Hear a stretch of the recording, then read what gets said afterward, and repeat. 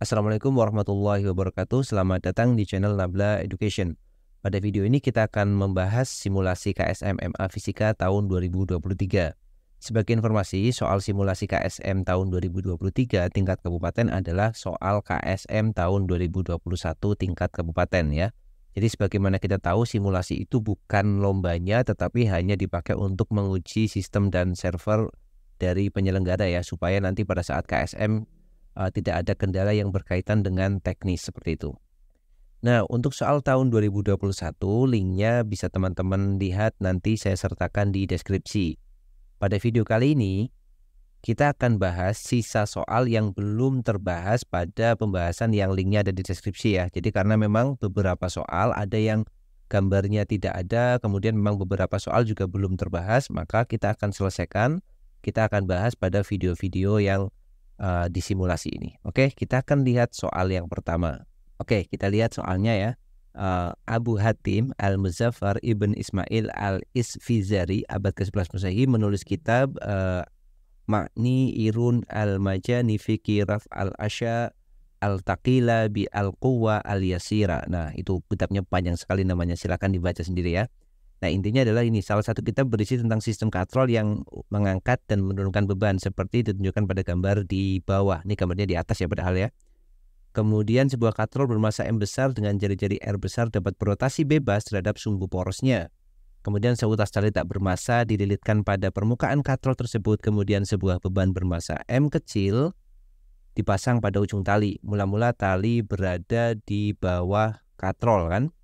Kemudian beban tersebut diangkat setinggi H dan dilepaskan tanpa kecepatan awal. Tentukan waktu yang dibutuhkan sejak beban dilepas hingga menempuh jarak 2H dengan percepatan gravitasi G yang arahnya ke bawah, di mana talinya tidak elastis, kemudian interaksi bersifat seketika dan tidak lenting sama sekali.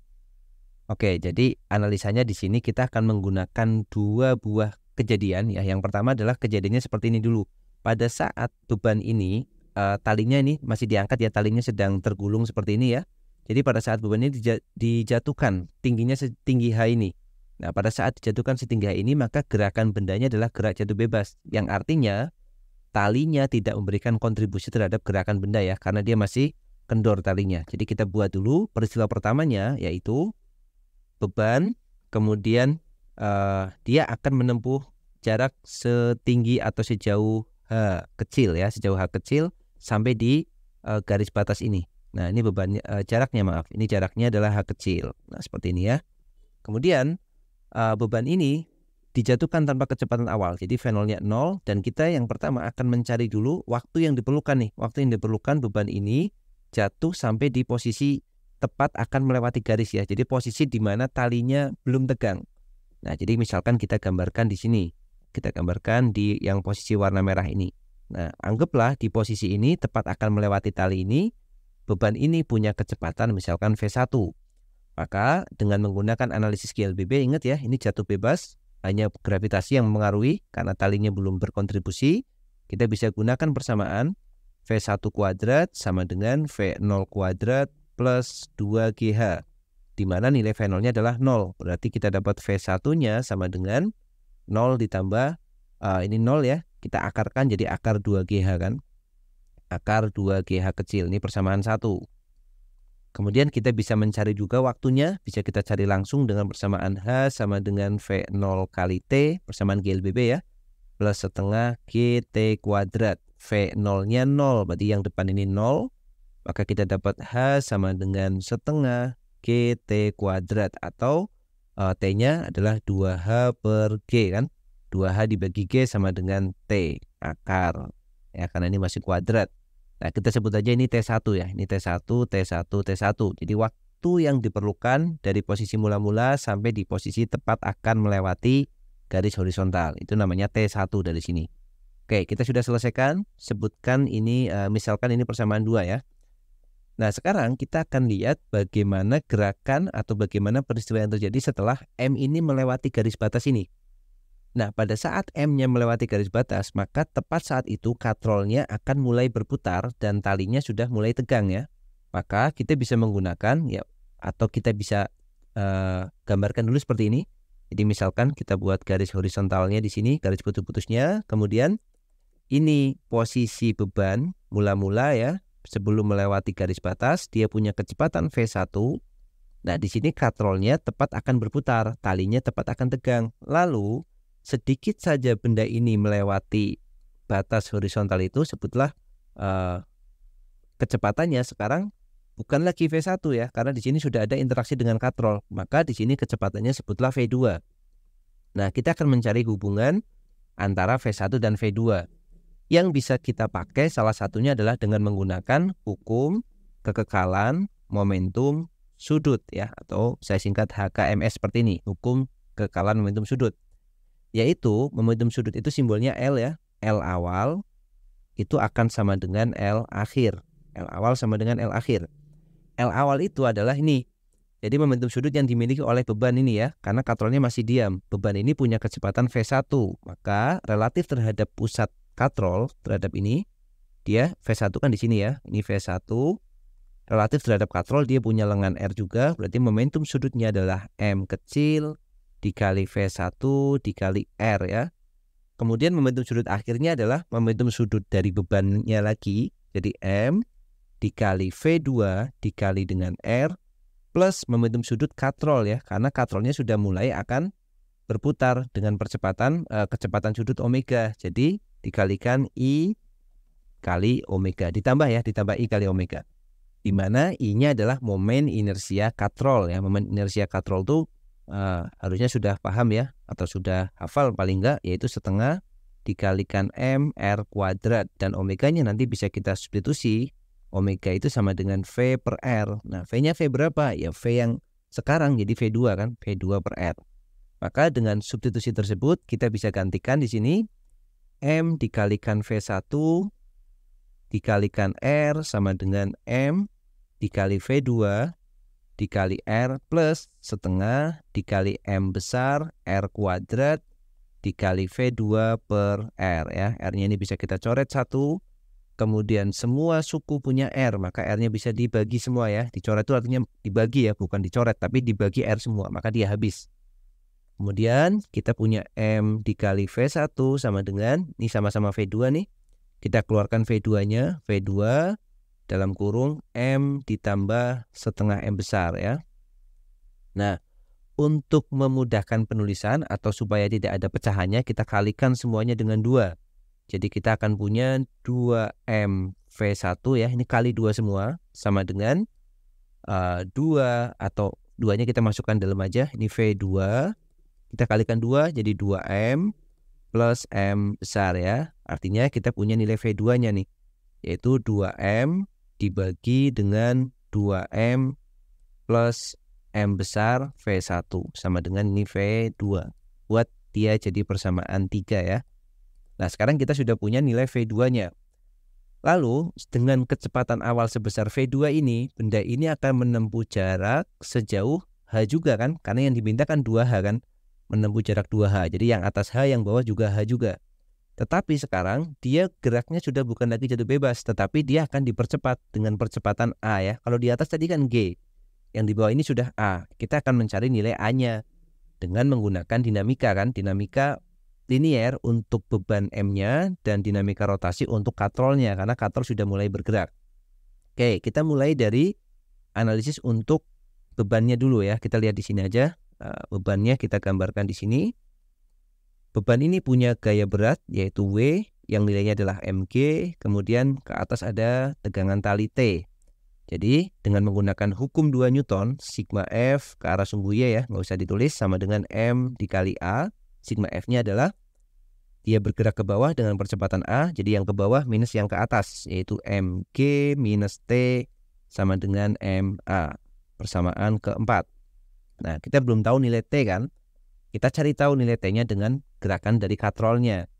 Katrol ini nanti akan berputar dengan percepatan sudut alfa. Kemudian katrol ini punya tegangan tali T, ya satu-satunya gayanya adalah T ini. Kemudian jaraknya adalah R ini. Maka dengan menggunakan hukum Newton untuk rotasinya, jadi sigma torsi sama dengan I dikali alfa. Torsinya adalah T dikali R, momen inersianya adalah setengah M R kuadrat, alfanya tentu saja A per R ya. Maka R-nya bisa coret 1 ya, kemudian dibagi R kanan kiri, kita habiskan R-nya di sini. Maka kita dapat nilai T-nya, yaitu sama dengan setengah dikali M besar dikali A, persamaan 5. Nah, berikutnya tinggal substitusikan persamaan 4, kita substitusikan, kebalik ya, persamaan 5-nya yang kita substitusikan. Persamaan 5, kita substitusikan ke persamaan 4. Maka kita akan dapatkan nilai A-nya kan, yaitu MG dikurang T. T-nya adalah setengah MA, kemudian sama dengan M kali A ya. Kali 2 semua biar nggak ada pecahan, jadi 2 MG dikurangi dengan M besar A sama dengan 2 M kecil A.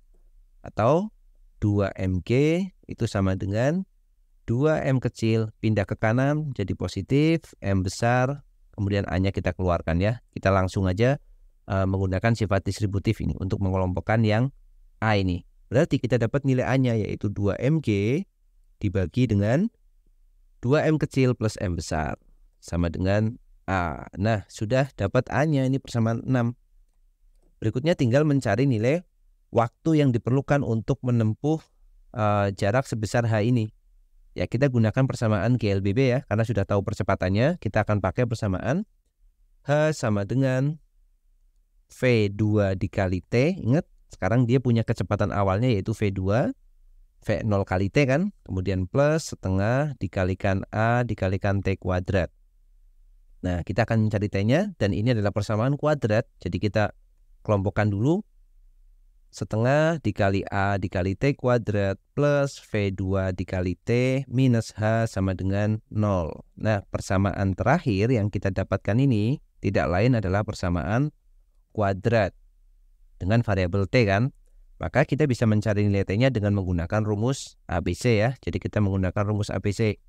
Harusnya sudah tahu kan persamaannya, yaitu T sama dengan minus B plus minus akar B kuadrat min 4AC per 2A. Kan gini. Nah, di sini A-nya adalah setengah A. Ini jadi A. Variabel A, konstanta yang di depan T kuadrat. Koefisien ya. Ini adalah B. Dan ini adalah C. Jadi ini A, ini B, ini C. Maka kita bisa masukkan nilai T-nya sama dengan minus B, minus V2, plus minus akar dari B kuadrat, berarti V2 kuadrat, min 4A, itu setengah A, dikali C-nya minus H kan. Kemudian dibagi dengan 2A, berarti 2 dikali setengah A. Oke, coret 2-nya yang bawah ya, bisa langsung kita coret. Nah, sudah jadi ini sebenarnya ya, kita sudah dapatkan nilai T-nya, tetapi masih dalam variabel V2 dan variabel A. Tinggal kita rapikan. Jadi nilai T-nya itu sama dengan minus V2. Nah, perhatikan di sini ada plus dan minus kan? Ada plus dan minus. Padahal yang kita cari itu T itu waktu. Waktu nggak mungkin negatif, berarti kita pakai yang plus di sini kan? Karena kalau pilih yang negatif, negatif, negatif lagi, pasti jawabannya negatif, dan itu tidak mungkin. Ini akar dari, kita pakai yang positif jadinya. V2 kuadrat minus kena minus jadi plus jadinya sekarang. Plus 4 kali setengah itu 2 dikali A dikali H. Dibagi dengan A. Nah, sudah dapat nilai T-nya. Ini persamaan 7 kan. Nah, banyak sekali ya persamaannya. Lalu kita tinggal substitusikan aja ya. Kita substitusikan. Untuk nilai T-nya masing-masing kita sudah punya V2 dan sudah punya A di sini ya. V2-nya ini, V1-nya juga udah punya ini. V1-nya adalah akar 2GH. Kita masukkan. Jadi pindah ke sini mungkin ya, biar lebih mudah menulisannya. Jadi T yang diperlukan untuk gerakan kedua itu minus V2. Minus V2-nya adalah minus dari ini, 2M. Oke. Minus 2M kecil dibagi dengan 2M kecil plus M besar V1. V1-nya tadi adalah akar 2GH ya. Kita langsung masukkan nih. Jadi V1-nya dari persamaan yang pertama kita dapatkan akar 2GH. Kemudian ini sudah kita minus V2 plus minus akar dari yang di dalam akar adalah V2 kuadrat. Berarti 2M per 2M plus M besar kuadrat. Oke. Dikalikan V1 kuadrat, jangan lupa V1 kuadrat karena di sini V2 kuadrat, kemudian plus 2 ya, plus 2AH plus Ini kenapa plus minus lagi? Kita sudah pilih yang plus ya. Plus 2 dikali A dikali H. A-nya adalah ini. Penulisannya akan saya buat seperti ini biar nanti kelihatan polanya ya. Jadi 2M dibagi dengan 2M plus M besar dikali G, kemudian dikali H kan, 2AH.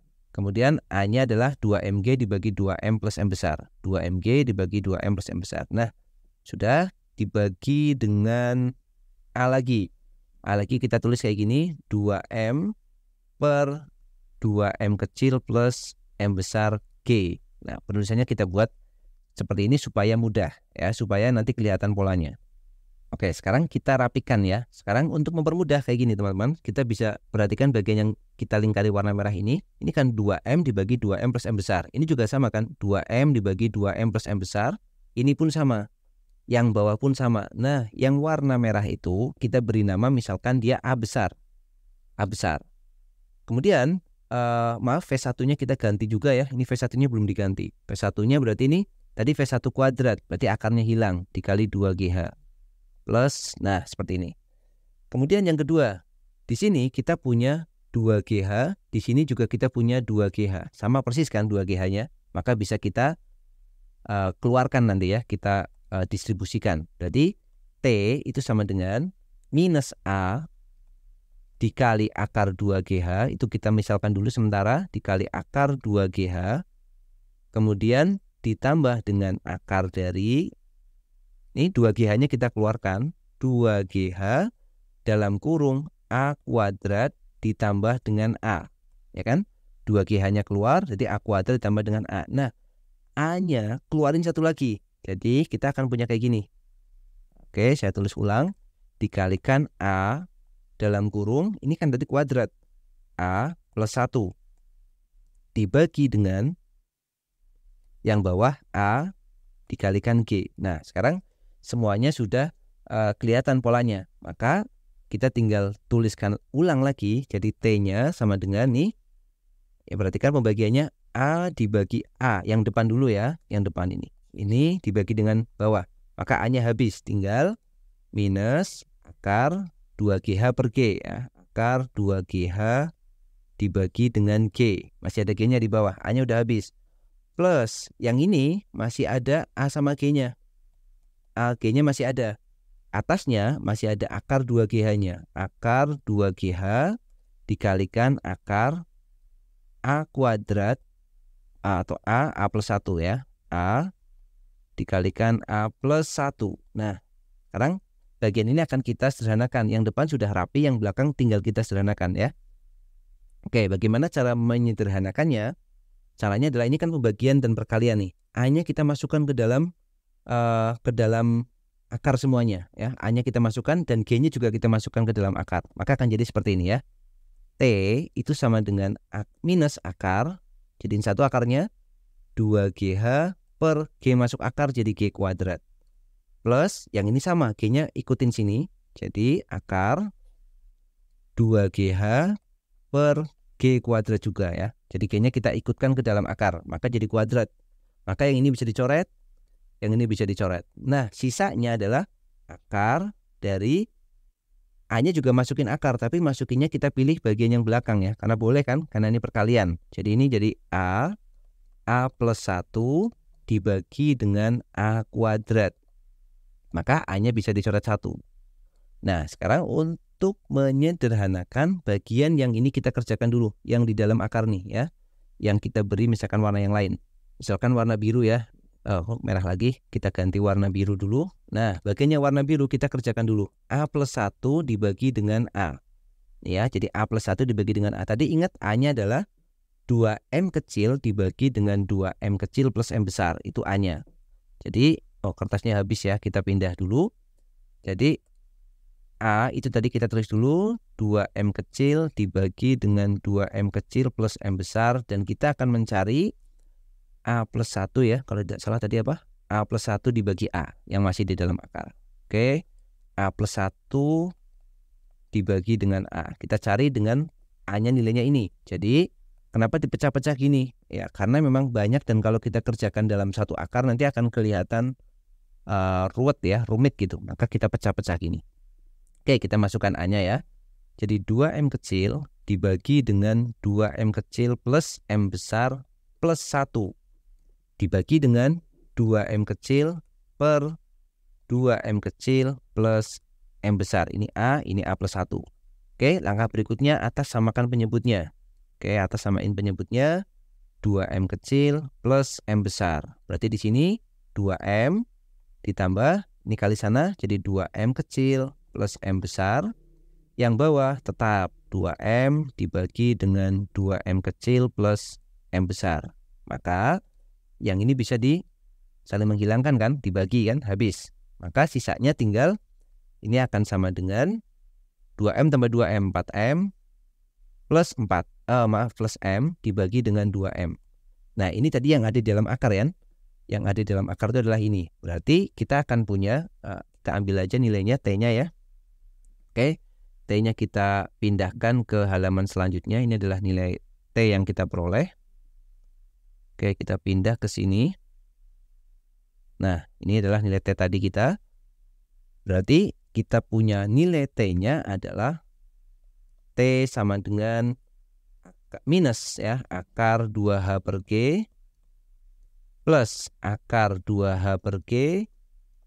Kemudian dikali, ini ingat yang warna biru tadi sudah kita gantikan menjadi 4M kecil plus M besar dibagi dengan 2M kecil. Nah ini adalah T2-nya tuh ini. Ini T2 kan. Waktu yang dibutuhkan setelah melewati batas tadi. Sebut aja T2. Nah kalau diminta waktu total untuk melewati 2H atas sampai ke garis, kemudian garis sampai ke bawah sebesar H, maka tinggal jumlahkan yaitu T1 plus T2 ya. T1-nya tadi akar 2H per G ya kalau nggak salah ya. Nih, akar 2H per G T1-nya. Jadi tinggal akar 2H per G ditambah T2-nya adalah minus akar 2H per G ditambah akar 2H per G dikali akar 4M kecil plus M besar per 2M kecil. Oke, kalau kita buka kurungnya ini 2H per G-nya kan akan saling menghilangkan ya. Ini 2H per G positif minus 2H per G. Maka akan habis. Maka sisanya tinggal akar 2H per G ditambah, dikali ya. Yang ini kan habis nih. Plus sama minus. Yang belakang kan masih ada plus ya ini ya. Plus akar 2H per G dikalikan akar 4M kecil plus M besar dibagi dengan 2M kecil. Nah ini adalah waktunya. Sekarang tinggal kita lihat apakah ini ada di pilihan atau akan ada di jawabannya. Kita cek dulu. Oke, kita copy dulu ya untuk jawabannya yang terakhir apakah ada. Kita kembali ke halaman yang pertama. Kita pastekan di sini. Nah, ini adalah jawaban kita tadi. Cek jawabannya adalah akar 2H per G 4M kecil plus M besar dibagi 2M. Nah, ada ya. Jawabannya adalah pilihan yang A. Oke, jadi seperti itu. Ya, ini pembahasan soal yang pertama cukup panjang ya. Jadi di video ini kita bahas satu soal ini dulu. Dan soal ini memang belum dibahas di video yang pembahasan tahun 2021 ya. Jadi bisa dijadikan tambahan teman-teman lagi untuk bahan belajar. Oke, sekian video kali ini. Terima kasih yang sudah menyaksikan sampai selesai. Jumpa lagi di video selanjutnya. Assalamualaikum warahmatullahi wabarakatuh.